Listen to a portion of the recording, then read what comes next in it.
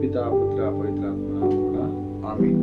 క్రీస్తునాథుని యందు ప్రేమైనటువంటి క్రైస్తవ సహోదరి సహోదరులారా, 4వ తేదీ మే నెల 2025 సంవత్సరంలో మనము ఈనాడు ప్రవేశించాము. ప్రత్యేకంగా పాస్కా కాల 3వ ఆదివారంలోనికి మనం ప్రవేశించాం. కాబట్టి ఈనాటి పట్టణాలు, వాటికి ఉద్దేశము, సారాంశము, కథను మనం ఈనాడు ధ్యానం చేసే ముందు చిన్న ప్రార్థన చేసుకుందాం. ప్రేమగల మా తండ్రి, దేవా మీకు వందనాలు తెలియజేస్తున్నాం. నీ కృపను బట్టి గడిచిన వారమంతా కూడా నీ యొక్క ప్రేమతో, నీ యొక్క కరుణతో, నీ యొక్క చాలితో వాళ్ళందరినీ కూడా కాచి కాపాడి సజీవ లెక్కలో ఉంచి మరొక ఆదివారాన్ని కొనియాడటానికి మీరిచ్చినటువంటి ఈ యొక్క భాగ్యమునకై వందనాలు తెలియజేస్తూ, దేవా ఈ యొక్క సమయంలో మేము ధ్యానం చేయబోయేటువంటి అంశాన్ని దేవా మీరు జ్ఞాపకం చేసుకుని దీవించమని, ఈనాటి శిష్యులకు 3వసారిగా మీరు దర్శనమిచ్చి వారికి విశ్వాసాన్ని ఇంకా అభివృద్ధి పరిచేటువంటి విధముగా చేశారు.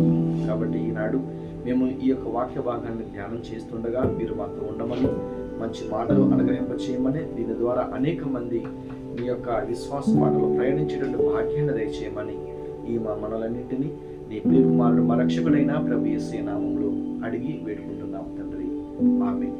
ప్రియ దేవుని బిడ్డలారా, ఈనాడు మనము మొదటి పట్టణాన్ని గమనించినట్లయితే అక్కడ పేతురు మరియు అపోస్తులందరినీ కూడా కొరడాలతో కొట్టి అవమానించినటువంటి సందర్భాన్ని మనం చూస్తున్నాం. తర్వాత 2వ పట్టణంలో మనం చూసినట్లయితే చంపబడినటువంటి గొర్రెపిల్ల, అంటే చనిపోయాడు అనుకున్నటువంటి ఆ యేసు క్రీస్తుకి మరణం లేదు, సజీవుడని, ఆ తర్వాత మరణించినను ఆయనకు మరలా లేచిన తర్వాత శక్తి, భాగ్యము, జ్ఞానము, బలము, గౌరవము, వైభవము, స్తోత్రమును పొందటానికి యోగ్యమైనటువంటి వాడు అని ఆయన గురించి 2వ పట్టణంలో మనం వింటున్నాం. ఇక సువిశేషానికి వచ్చినట్లయితే మనము ఈనాడు 3వసారి యేసుక్రీస్తు వారు తన శిష్యులకు దర్శనమిచ్చినటువంటి సందర్భాన్ని చూస్తున్నాం. వాళ్ళు యేసుక్రీస్తును మర్చిపోయి మరలా తిబెరియా సరస్సు తీరమున వాళ్ళు యథావిధిగా వాళ్ళు చేపలు పట్టేటువంటి విధానాన్ని మనం చూస్తున్నాం. అక్కడ చేపలు పడకపోతే కుడివైపునకి వెళ్ళి మీరు యొక్క వలను వేయండి అని చెప్పినప్పుడు వల చిలుగునన్ని చేపలు పడ్డాయి. ఆ తర్వాత 153 రకాల పెద్ద పెద్ద చేపలు పడినట్లుగా మనం అక్కడ గమనిస్తున్నాం. ఆ తర్వాత కాల్చిన రొట్టెలు వాళ్ళు పూజిస్తున్నప్పుడు వాళ్ళు యేసును గుర్తించారు. ఆ తర్వాత యేసుక్రీస్తు వారు పేతురు యొక్క విశ్వాసాన్ని బలపరచడానికి నీవు నన్ను ప్రేమిస్తున్నావా అని 3 సార్లు అక్కడ అడిగినప్పుడు ఆయన నేను ప్రేమిస్తున్నాను దేవా, ప్రేమిస్తున్నానని చెప్పి అన్నాడు. కాబట్టి ఈనాడు మనము గమనించినట్లయితే దేవుని యొక్క వాక్యాన్ని, ఇదే సందర్భం లూకా శుభవార్త 5వ అధ్యాయం 11వ వచనంలో అక్కడ శిష్యులకు కూడా దేవుడు మొట్టమొదటిసారి యేసుక్రీస్తు వారు గెన్నెసరేతు సరస్సు తీరమున శిష్యులను ఆహ్వానించేటప్పుడు పేతురు తర్వాత కొంతమంది శిష్యులు అక్కడ చేపలు పడుతూ ఉన్నారు. చేపలు పడుతుంటే రాత్రి అంతా కూడా శ్రమపడి చేపలు పడకపోయేసరికి వాళ్ళు నిరాశకు, నిస్పృహకు గురి అయ్యారు.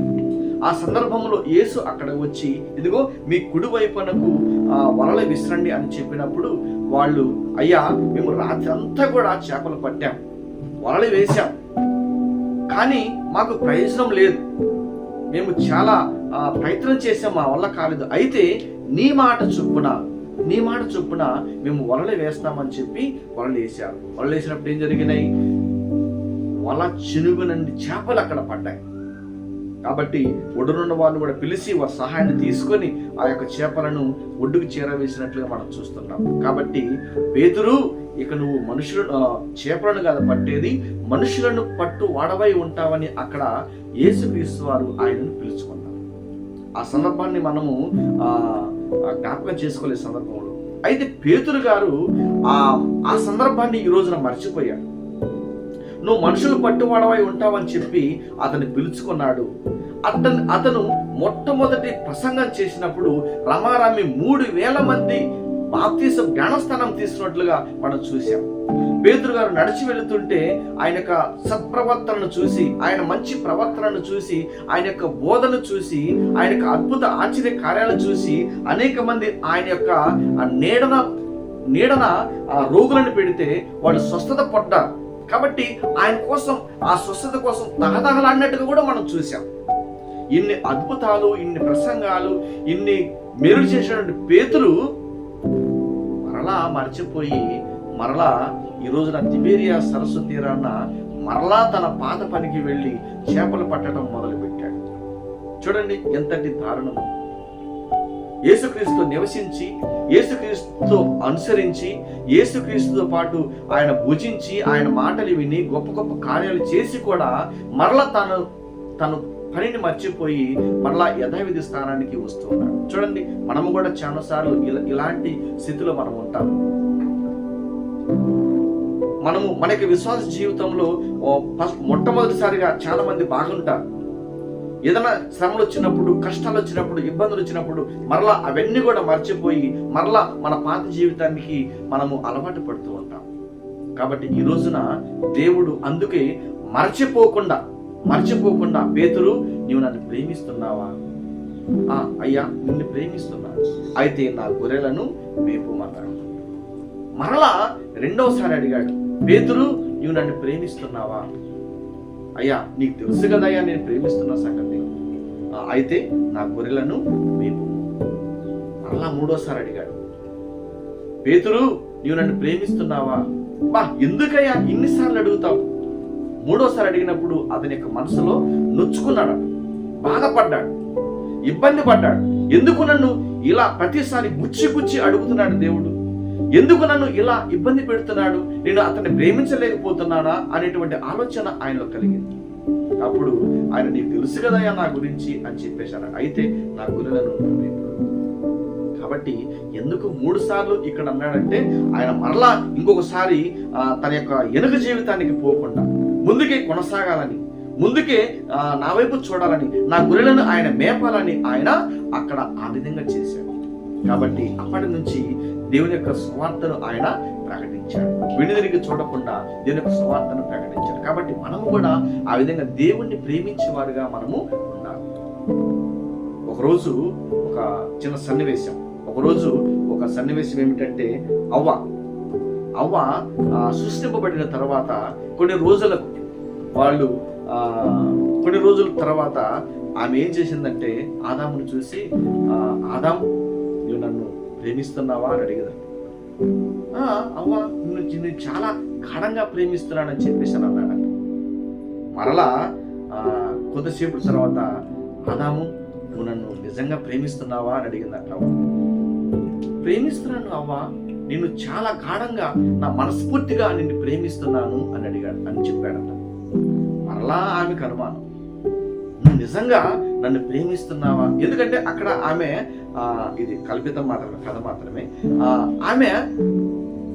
ఆమె కూడా నన్ను ఎంతగా ప్రేమిస్తున్నాడు, నిజంగా నన్నే ప్రేమిస్తున్నాడా అనేటువంటి ఆలోచన కలిగి ఉండవచ్చు.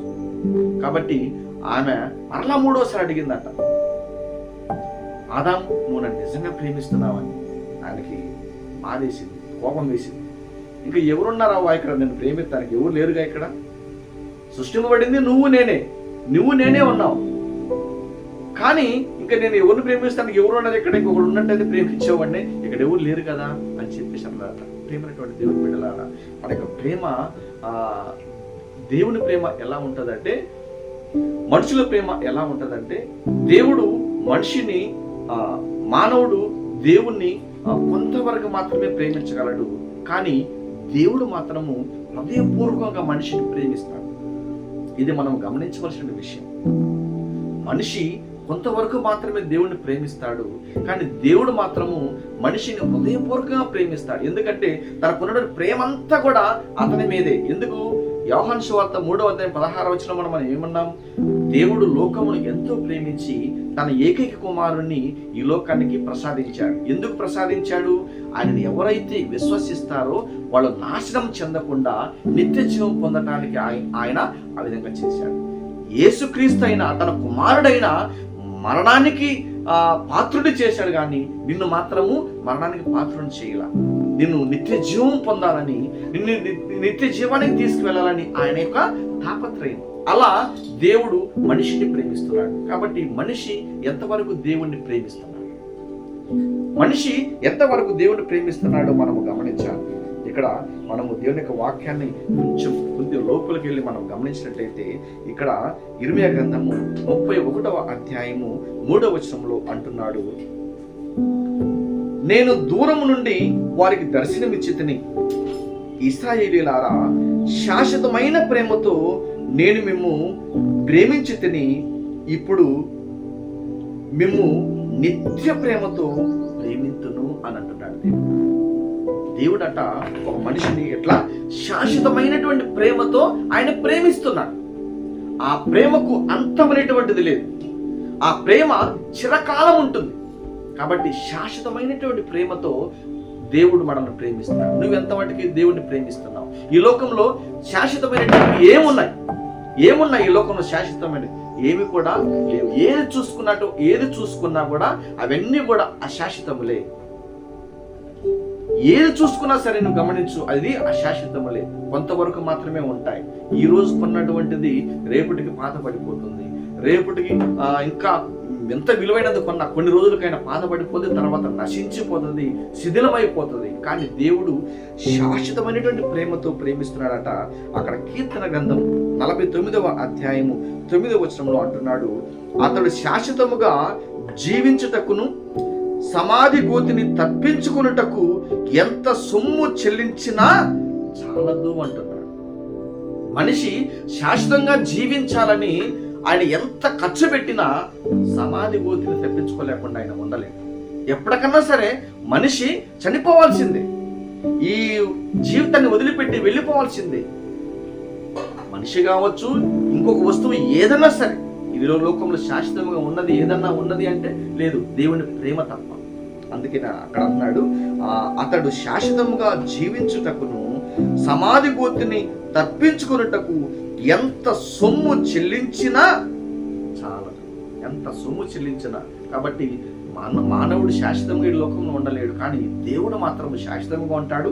ఆయన ప్రేమ మాత్రము శాశ్వతంగా ఉంటుంది. సిరాకు గ్రంథము 17వ అధ్యాయం 12వ వచనంలో, నరులతో శాశ్వతమైనటువంటి ఒడంబడిక చేసుకొని తన తీర్పులను వారికి తెలియపరచెను, అందుకే అక్కడ అంటున్నాడు దేవుడు ఏమని, నరులలో శాశ్వతమైనటువంటి ఒడంబడిక చేసుకొని తన తీర్పులను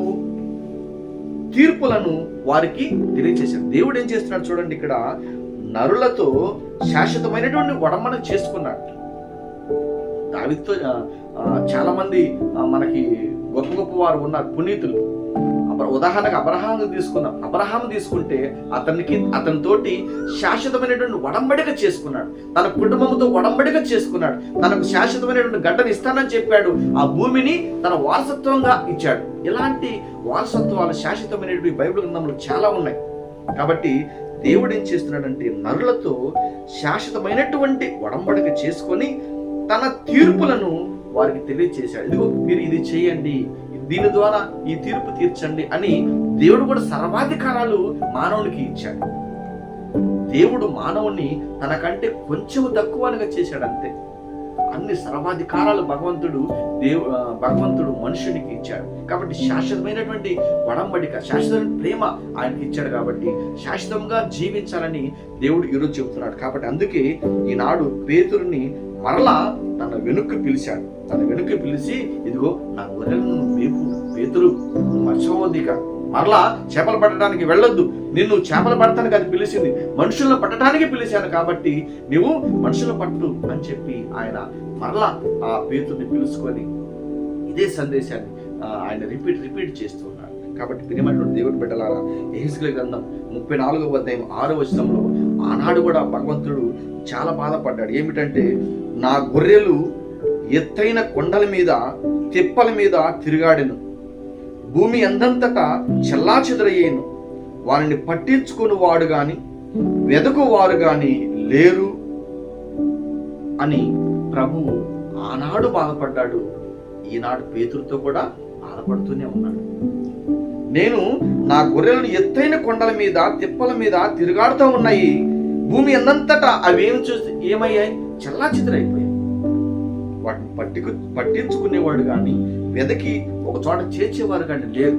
కాబట్టి పేతురు, ఇదిగో ఈనాడున నువ్వు నన్ను ప్రేమిస్తున్నావు కాబట్టి నా గొర్రెలని వాటిని ఒక చోట చేర్చు, ఒక కాపరిగా ఉండు, ఒక నాయకుడిగా ఉండు అని ఈనాడు పేతురికి భగవంతుడు తనకి విశ్వాసాన్ని మరలా బలపరుస్తూ చెబుతున్నాడు. కాబట్టి ప్రియ దేవుని బిడ్డలారా, ఈనాడు నేను దేవుడిచ్చినటువంటి శాశ్వత ప్రేమను పట్టుకొని ఎలా జీవిస్తున్నాము, ఎలా ఉంటున్నామో గమనించుకొని మనము దేవుని యొక్క శాశ్వతమైన ప్రేమను అంటి పెట్టుకొని జీవిస్తూ మరలా వెనుక జీవితాన్ని జీవించకుండా ముందుకు ఒక ప్రణాళిక వేసుకొని ముందుకు సాగిన భాగ్యాన్ని భగవంతుడు మనందరికీ కూడా దయచేయమని ఈ యొక్క ఆదివారం సమయంలో వేడుకుందాం.